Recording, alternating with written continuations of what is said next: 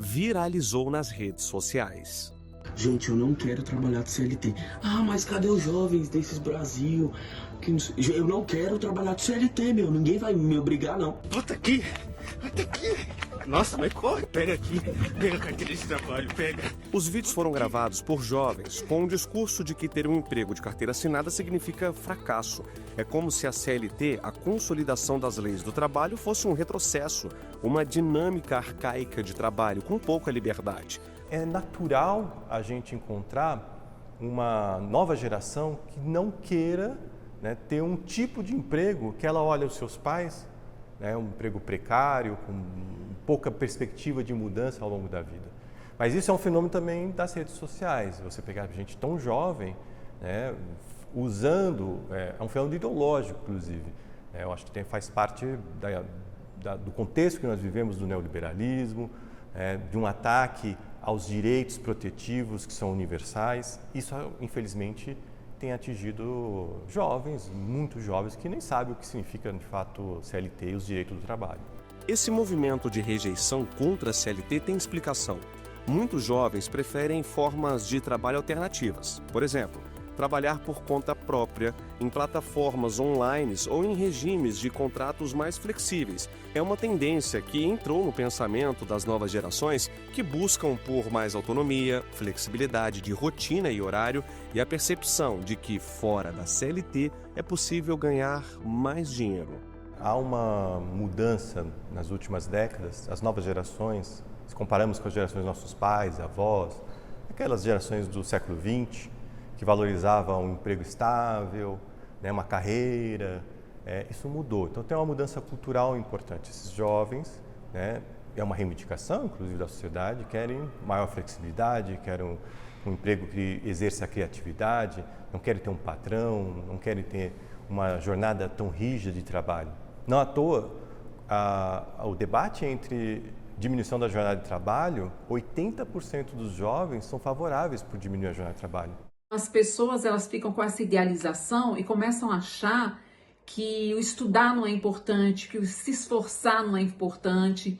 E aí a pessoa, ela cria uma fantasia mental que às vezes é bem difícil dela sair. A influenciadora Fabiana Sobrinho postou nas redes sociais a preocupação com a rejeição da CLT.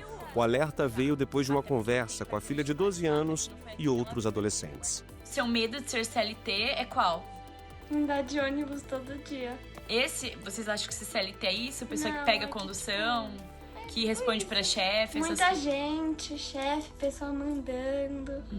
Vou bem falar o que ela falou pra mim, porque é o pensamento de alguns jovens. Eles acham que CLT é pobre. E é bom a gente dar nomes aos bois, porque a gente precisa esclarecer isso. Gente, CLT não é nada disso. Pelo contrário, CLT você tem direitos assegurados. Vocês, jovens, precisam saber a importância dos direitos trabalhistas. A carteira assinada não é o único caminho, nem ter salário fixo todo mês. Há muitos modelos de trabalho: pessoa jurídica, freelancer, empreendedor, autônomo, trabalhador informal.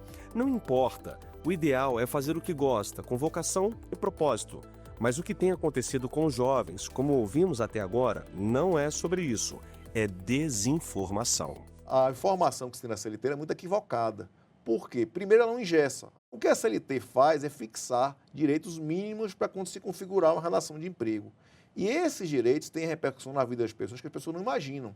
É estranho você ver uma criança, né, e você utilizar a palavra CLT, denominar uma outra criança como você é um CLT, né, como um bullying dentro da escola, a eficácia que tem tido essa propaganda contra a CLT. Mas, de fundo, tem uma propaganda contra os direitos do trabalho. Quando o jovem ele vai colocar essa idealização no dia a dia e na vida real, ela não ocorre. Não bate, né, o real e o ideal. E a maior fonte de dor desses jovens está justamente nessa distância entre a vida real e a virtual.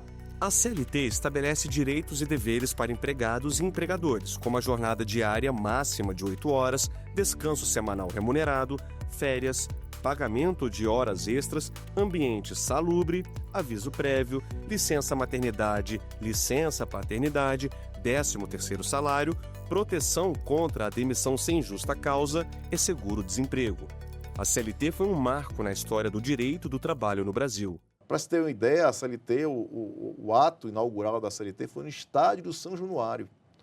Para se ter uma noção da importância do ato, do presidente Getúlio Vargas, à época, houve uma criação prévia de uma comissão que fez essa consolidação, com diversos juristas de grande peso na ocasião, e essa consolidação trouxe um patamar civilizatório mínimo. O que a gente chama de patamar civilizatório mínimo? Era aquilo que se esperava que o patrão, que o empregador pagasse minimamente na constituição de um vínculo de emprego. Hoje, 1º de maio de 2025, a CLT completa 82 anos.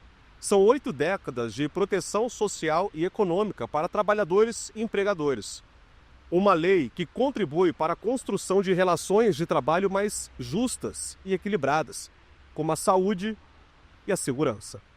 A limitação de jornada não é porque a gente quer que haja o pagamento de hora extra, é porque se deseja que seja cumprida a jornada, porque a partir da hora extra se gera insegurança e se geram acidentes.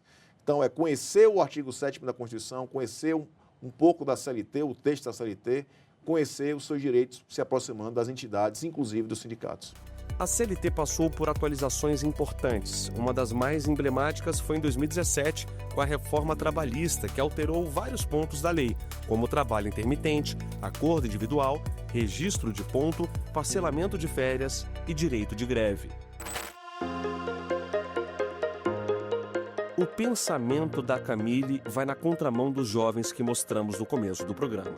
O sorriso é tímido, mas a alegria que está sentindo não tem preço. É o primeiro emprego. Eu tô muito feliz, tô muito satisfeita.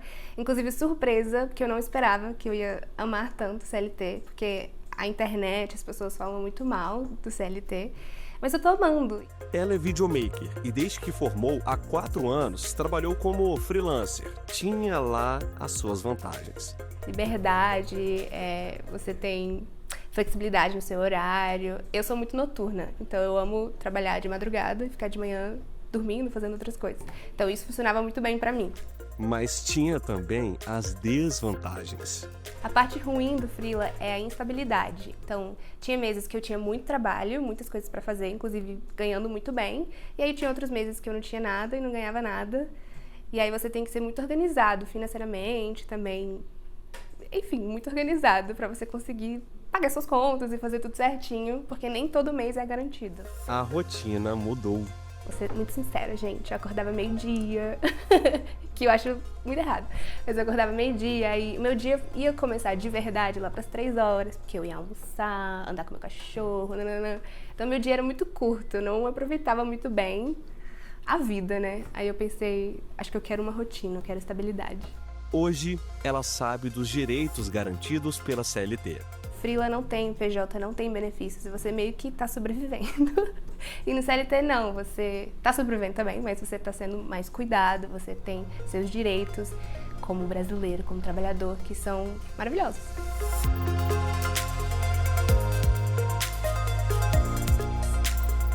No próximo bloco, a repórter Renata Teodoro mostra como a justiça atua para garantir os direitos de quem trabalha sob o regime CLT. A gente volta já.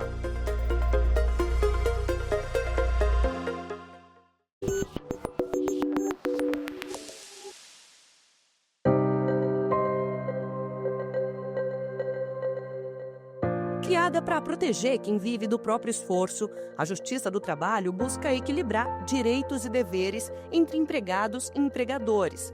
Mas apesar da sua importância, nem sempre as soluções chegam com a rapidez desejada. Na teoria, o melhor cenário é quando há cooperação entre as partes. Na prática, o caminho costuma ser mais lento e cheio de obstáculos. Essa advogada foi procurada por um grupo de professores e especialistas em educação demitido por uma rede de colégios particulares de Brasília. Os profissionais alegam falta de pagamento do Fundo de Garantia do Tempo de Serviço, o FGTS, e do Instituto Nacional do Seguro Social, o INSS. O questionamento dos professores e esses especialistas é que verbas de FGTS não estavam sendo pagas e identifiquei também que a multa dos 40% não foi paga para esses trabalhadores. Flagramos, inclusive, a questão do INSS, que não estava sendo recolhido, e revisando as rescisões de cada um, identificamos algumas outras infrações, como falta de pagamento de horas extras.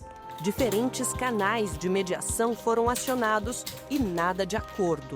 Medidas serão feitas ali através de uma execução forçada para que esse direito, então, seja assegurado, e tem-se a expectativa de que esses trabalhadores receberão todos os direitos que são cabíveis. Foram quase 3 anos de atuação como professor de física, onde lecionava em 2 das unidades controladas pelo grupo. Hoje, o sentimento do Tiago é de injustiça, tristeza e insatisfação. Eu me sinto muito lesado por conta do que aconteceu. Por quê? Porque isso é um direito trabalhista nosso, está na CLT, está na Constituição. Então é um direito, porque é um dinheiro que deveria estar numa conta onde eu poderia usar por diversas formas. Eu poderia usar no abatimento do financiamento do meu apartamento, poderia usar no empréstimo se eu tivesse apertado, e eu não tenho esse dinheiro. Eu não recebi nem a verba rescisória dos 40%.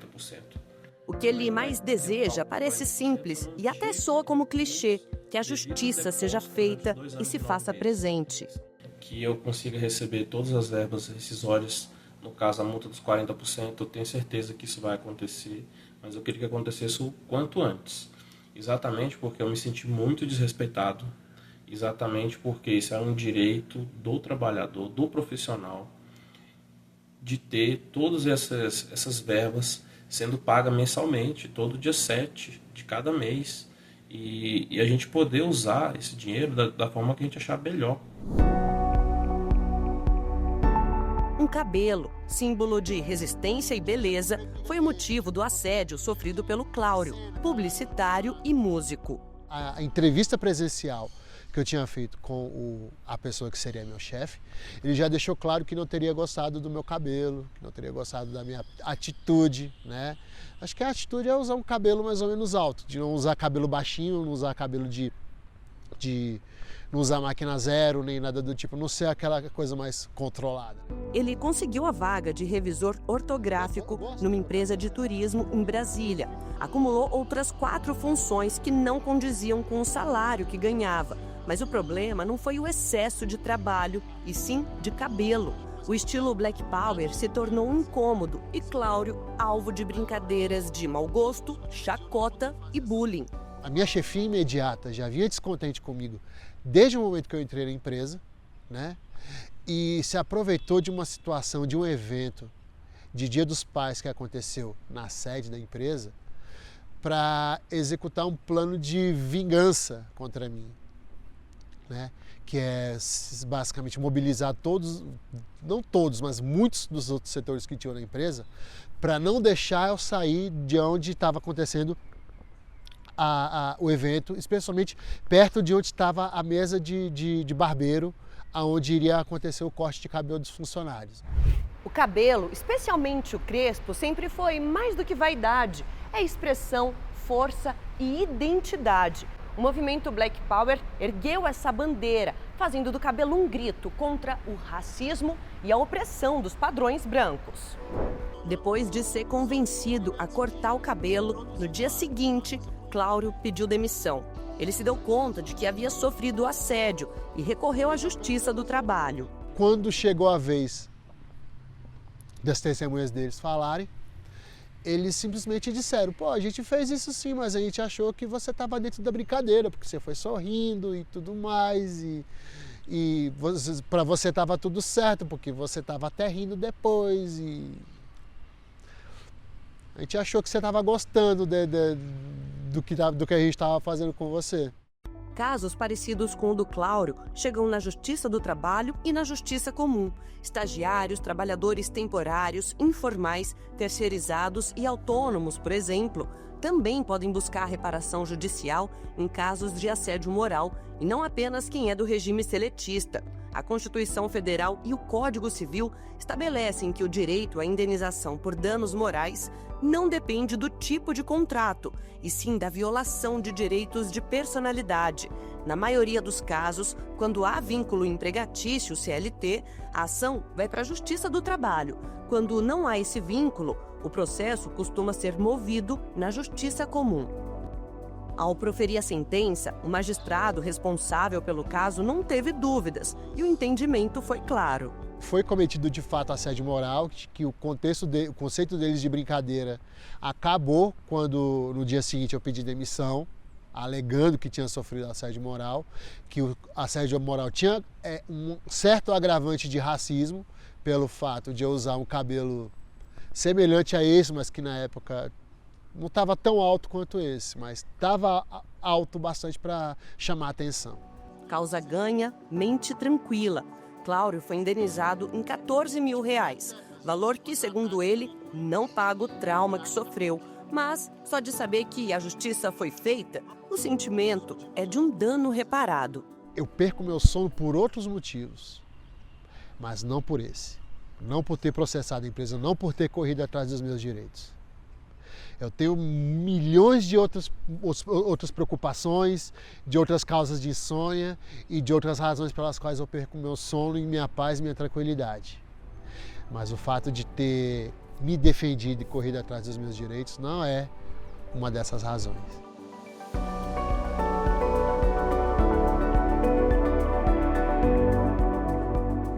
E ainda, no próximo bloco eu volto para mostrar que, cada vez mais distante do modelo tradicional da CLT, o empreendedorismo é um dos caminhos que tem atraído a nova geração que busca autonomia, propósito e flexibilidade. Nosso intervalo é rápido, não saia daí.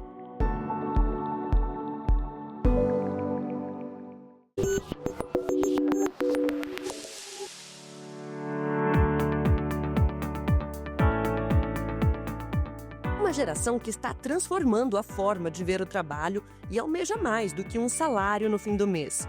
Jovens que buscam sentido, autonomia, impacto e tomam para si uma responsabilidade arriscada, a abertura de negócios que nascem por meio de propósitos de vida. Essa é a lástima dos nossos tempos. Nós trabalhamos muito numa sociedade que permitiria a gente trabalhar muito menos. Eu gostaria de ter mais lazer, estar com a família, poder ir para a religião que você está adepto, né, cuidar dos filhos, dos netos.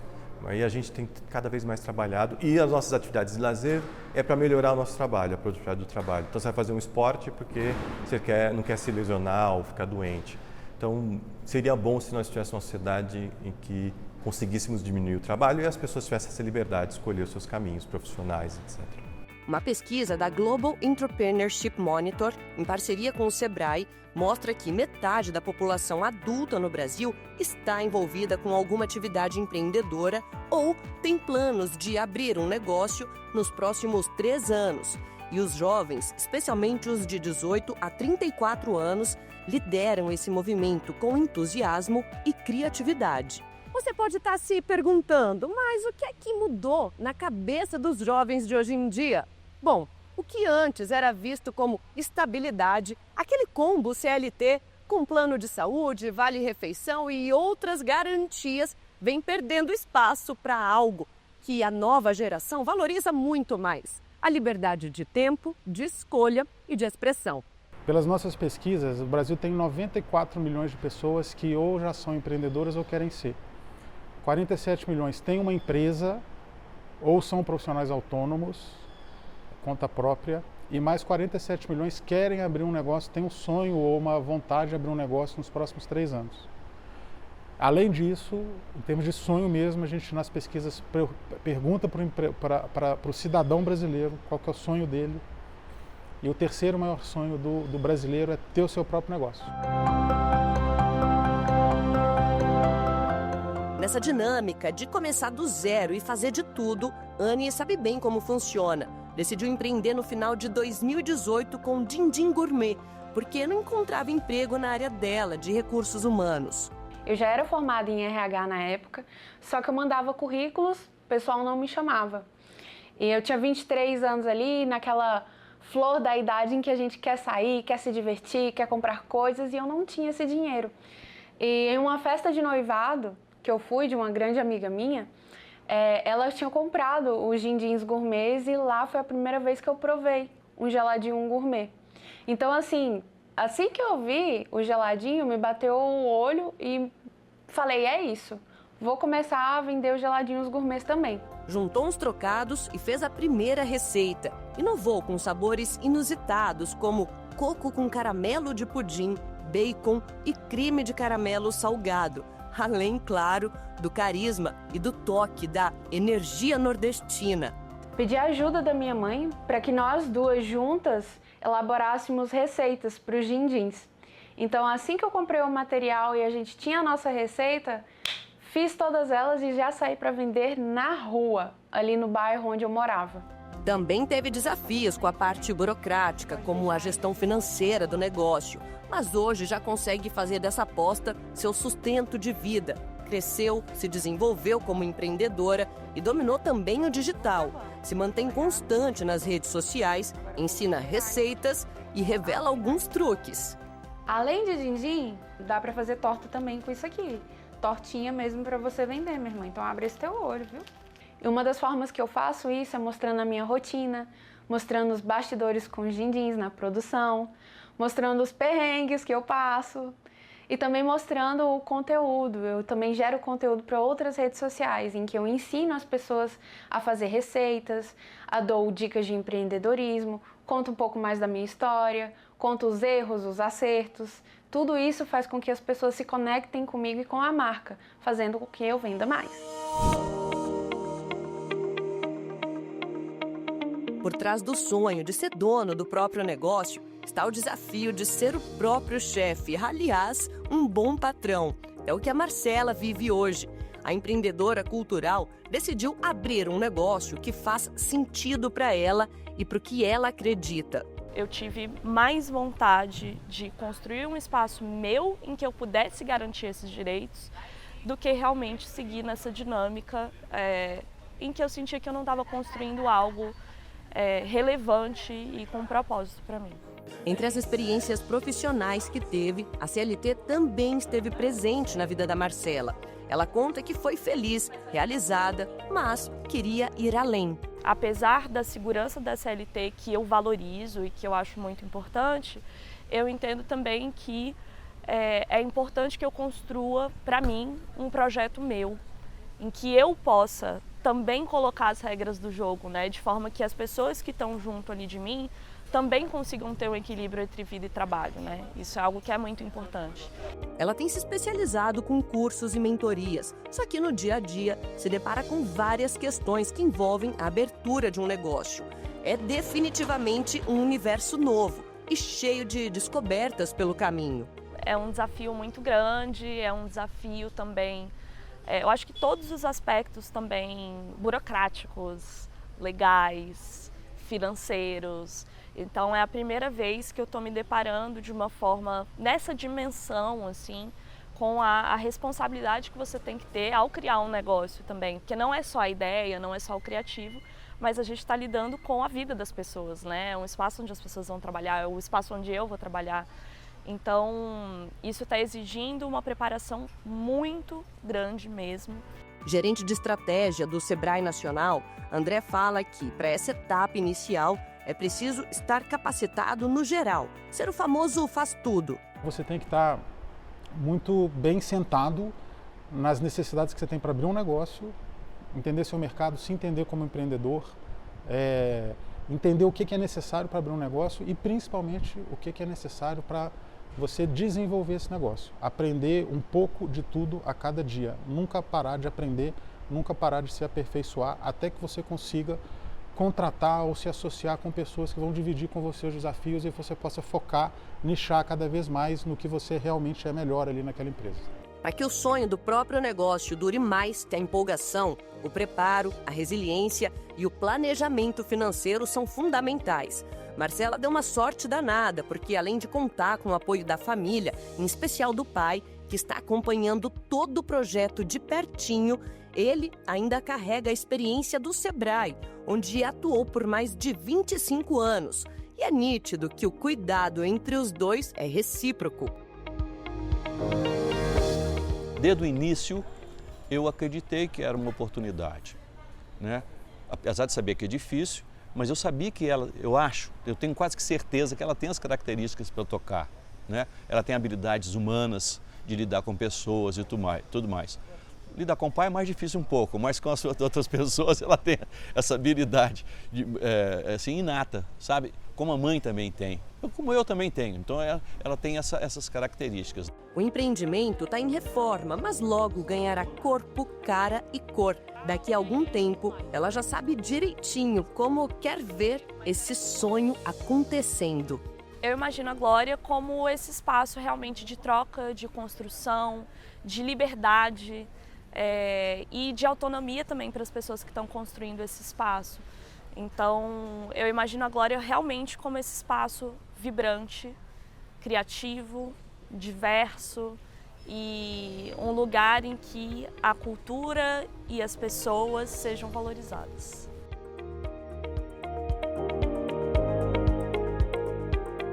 O Repórter Justiça fica por aqui, mas não esquece de seguir a gente no Instagram, @Rádio e TV Justiça. E se perdeu algum detalhe ou quer rever a reportagem, corre lá no YouTube, o canal é o mesmo. Até a próxima!